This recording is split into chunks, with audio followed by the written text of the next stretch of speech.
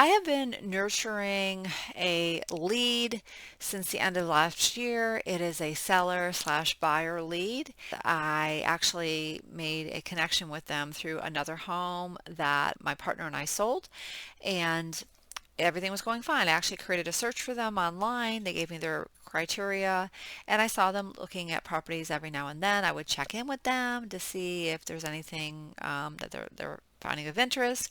I would also share with them communities that I was touring, new construction communities, to kind of give them some insight as to what I was seeing out there in the field.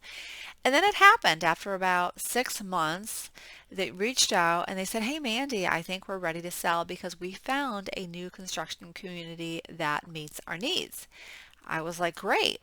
Now, ideally, I would have liked to have met with them a lot sooner when I created the search for them in the system, because then I could start establishing in-person rapport. It's a couple, so not just with the one person, but with the other half of the couple. But I did not have that opportunity. I asked for that meeting and that just never came to fruition. So it's okay.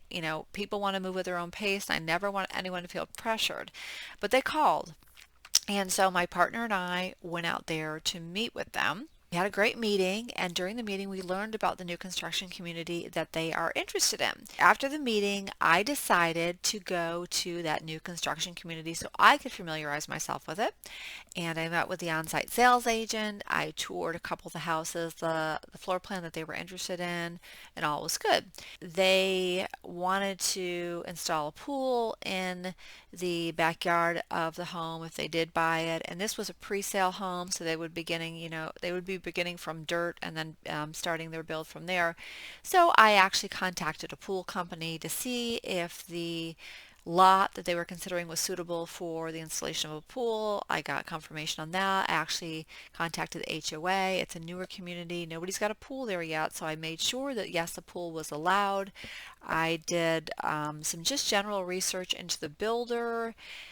They were interested in a particular elevation that was not represented in the community as it was built. So I went online to look at other communities in other states for the builder so that I could actually get like a video representation. The builder didn't have that for them, unfortunately. They had the palette of like what the elevation would look like in terms of, stone, siding and all that, but they wanted to see it in person. So I did some research as to other communities in our area that would give them a representation of that visual, in addition to looking for video representation here on YouTube.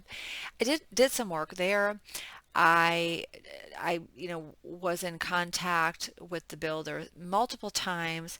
I actually went out to the community with them in person, and I had a clipboard of questions that I presented to the builder so that when we had a meeting, I got questions answered like, what happens if the property tests for radon? Do you do radon mitigation? Just things about, can you tile the bathtub all the way to the top, or will you only tile it a certain way? And if so, is there extra? Can we custom color the cabinets? Things like that, things that I knew were important to them. I had like, I don't know, 25, 30 questions that I asked the builder in their presence. I showed them a resale home. I, was really invested for about 3 weeks, just doing everything I could to try to get this home for them, this particular lot. In the process of doing that, they were still on the fence, and the initial lot they were interested in, that happened to sell. So I, helped them locate another lot that I thought would be suitable. I weighed the pros and cons of some different lots in the neighborhood. I was doing everything I could to help them. And the reason I was doing that, quite frankly, is because I do that with every client that I work with.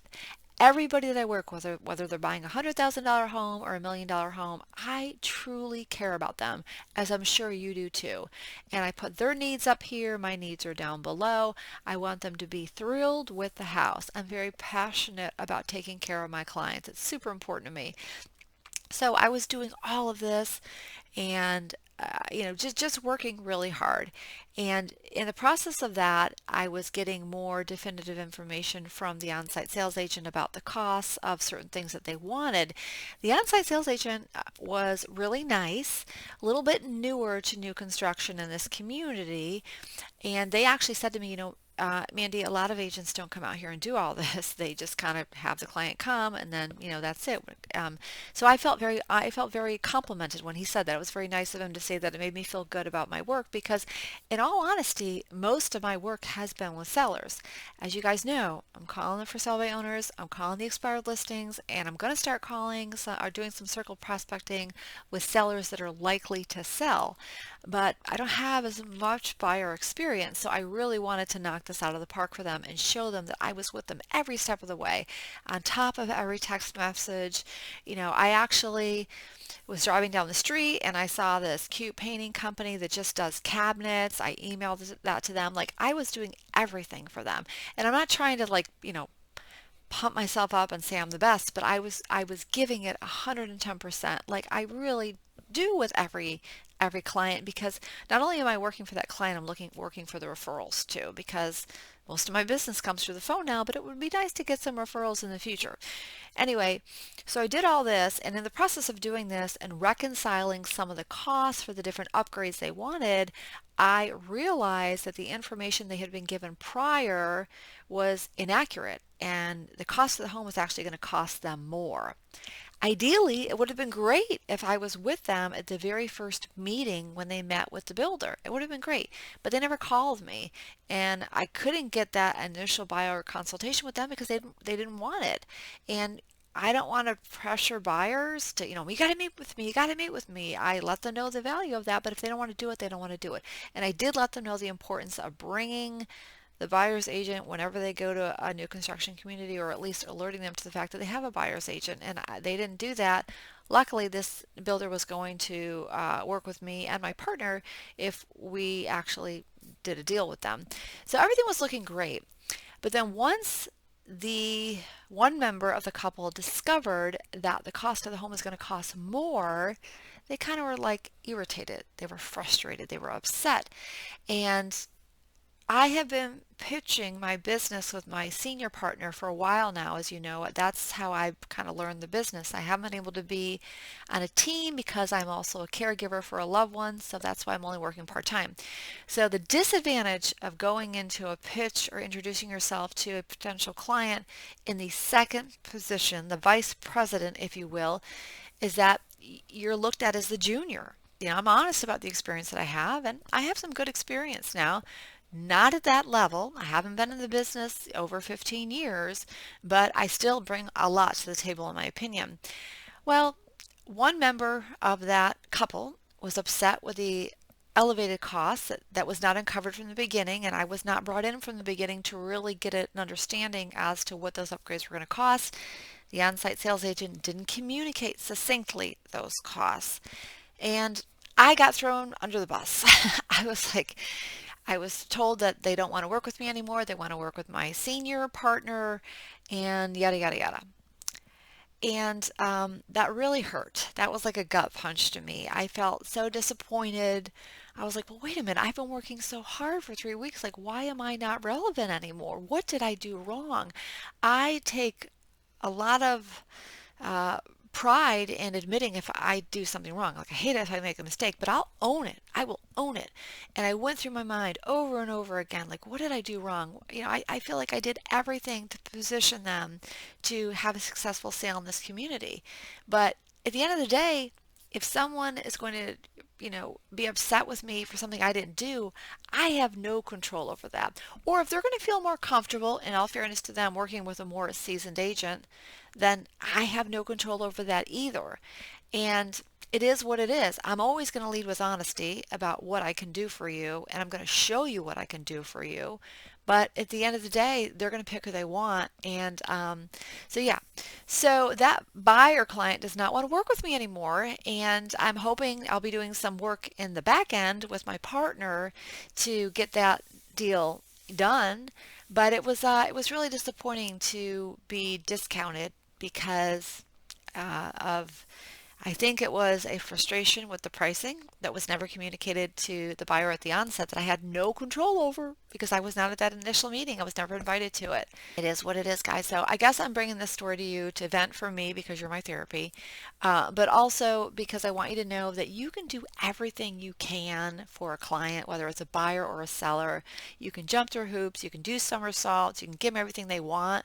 But if they choose not to like you, they choose not to trust you, they have every right to do that. I mean, that's their right. You should always do business with somebody you're comfortable with, and that's the way I do business when I'm the customer, but you can't control it. And the only thing you can do is have a great pipeline so that you just move along. And I have not really given them much thought since then.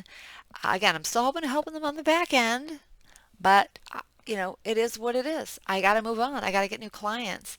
I can't count on them for my income anymore. You can't count on anyone for your income. You just got to count on yourself, and you have to have so many clients coming in that door because so many deals are not going to happen. This was interesting to me, and it just taught. I'm always like of the mindset like if I give, and service, they're not going to go anywhere. But that's not always the case. It's not always the case. So we have to let it go. We can't let it get in here. We can't let it get in here. We can't let it get in our spirit because we have to bring good energy to the next client. But just understand this is a tough business. And not everybody is going to like you despite the fact that you do nothing wrong. And that's okay. I don't blame them for that. But it is disappointing when you give your all and you still, you know, fall short in terms of getting that sale, which is always our goal, right? Our goal is to make the client happy. And then when we make the client happy, we earn the money from the sale. It is what it is. So I wanted to share that story with you guys. I think about you. I can't record videos regularly now because I'm still trying to get my business going. I am completely on my own now. No more senior partner. I am working completely on my own. I'm nervous. I'm excited, but I am hitting that dialer fiercely. Fiercely. I've got so many dialing goals every week. And again, I'm going to be doing some circle prospecting. I hope to talk to you guys about that later. I'm trying out a new service that I recently heard about. I want to give it a go, and then I'll share that experience with you. But if you're out there in the field, keep yourself mentally tough. Shake things off, shake them off. Like Taylor Swift says, you got to shake them off, right? And keep moving because you have a vision of the real estate agent that you are and the success that you will achieve. And if you keep your blinders on and you stay focused and you just keep going, you're going to be successful, and so am I. Okay? All right, there's my video. So happy to reconnect with you guys. I will see you on the next one.